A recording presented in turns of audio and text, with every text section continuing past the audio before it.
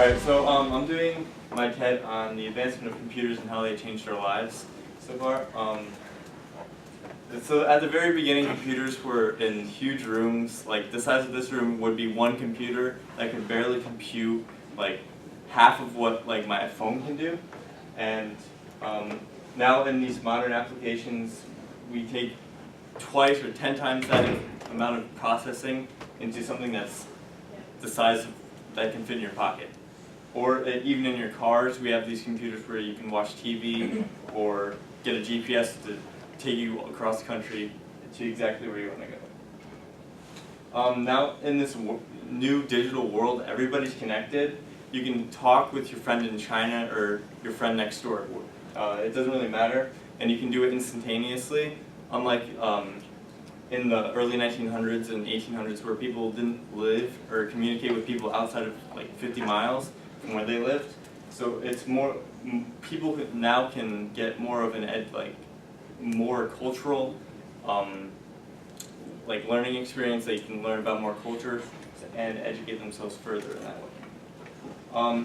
And we use this more in our military now. We use drones instead of putting actual people on the ground and having them possibly die and get injured. And this is a picture of one of the Navy control rooms, and you can see everything is a computer. So if that room went down, they wouldn't be able to talk to or control any of their devices. What if this is all taken away? Now, like if an EMP, this is a nuke. I can get a GIF of it. This is a nuke, and an EMP is basically a nuke, but it's just exploded in the atmosphere, and it creates an electromagnetic pulse, which would disable all computer chips. And that would really devastate our lives because everything we use daily has a computer chip in it, and that would just take away everything, and we wouldn't be able to communicate with people. We wouldn't be able to drive our cars or anything. This is a video of the Hurricane Sandy, I think 2 years ago. This is New York City. It's a time-lapse of it.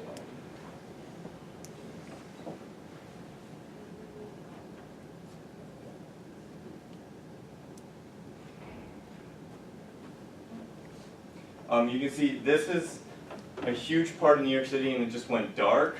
And you can see over here it's all lit up, but there's a bunch of people. There's thousands of people living over there, and they have no electricity. They can't shower. They can't go to the bathroom. They can't pretty much do anything. So imagine that, but on a world scale. That would just be devastating. We'd be back in the Stone Age pretty much. Yeah. That's my presentation.